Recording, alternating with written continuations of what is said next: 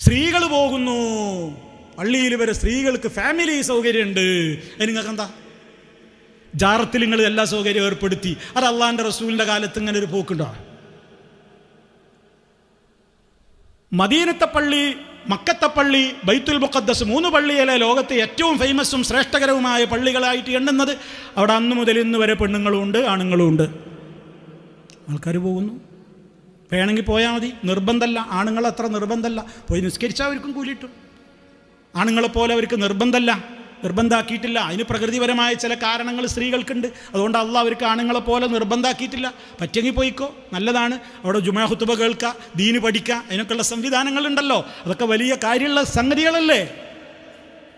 ഈ പെണ്ണ് പള്ളിയിൽ പോകുന്നത് ഹറാം, ഹറാം, ഹറാം. പെണ്ണ് വീടിൻ്റെ ഉള്ളിലായിരിക്കേണ്ടത്. എന്താതല്ലേ പെണ്ണുങ്ങളൊക്കെ അങ്ങനെ സിയാറത്ത് ടൂറിന് ബസ്സിലൊക്കെ അങ്ങനെ കയറിയിട്ട് ഉള്ളിലാണല്ലോ ഇപ്പോൾ ഇരിക്കണത്. ജാറത്തിൽക്കാർക്കും പോവാം. കാരണം എന്താ?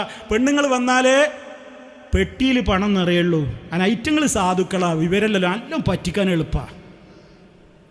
അതുകൊണ്ടൊരു പള്ളി ഉണ്ടാക്കിയിട്ട് ഉദ്ഘാടന ദിവസം പെണ്ണുങ്ങൾക്ക് പ്രവേശനം കൊടുക്കും. എന്താ?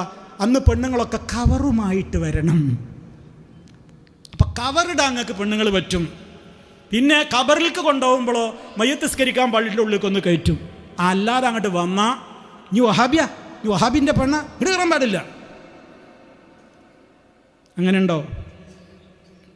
പെണ്ണുങ്ങൾക്ക് തന്നെ വലിയ പ്രയാസമായപ്പോൾ എങ്ങനെ ഇപ്പോൾ പെട്ടെന്നാണ് നടപ്പിൽ വരുത്തുക. അപ്പോൾ അവസാനം കണ്ടുപിടിച്ചൊരു പരിപാടി, യാത്രക്കാരായ സ്ത്രീകൾക്ക് നിസ്കാര റൂം ഇവിടെ സൗകര്യമുണ്ട്.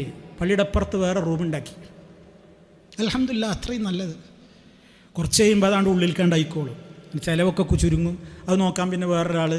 ഒറ്റക്കൊരു സ്ഥലത്തൊരു പെണ്ണുങ്ങൾക്ക് റൂമാക്കി അവിടെ പ്രശ്നങ്ങളായാലും ബുദ്ധിമുട്ട്. കുറച്ച് കാലം കഴിയുമ്പോൾ പതുക്കെ ഇങ്ങനെയാണ് മാറിക്കോളും.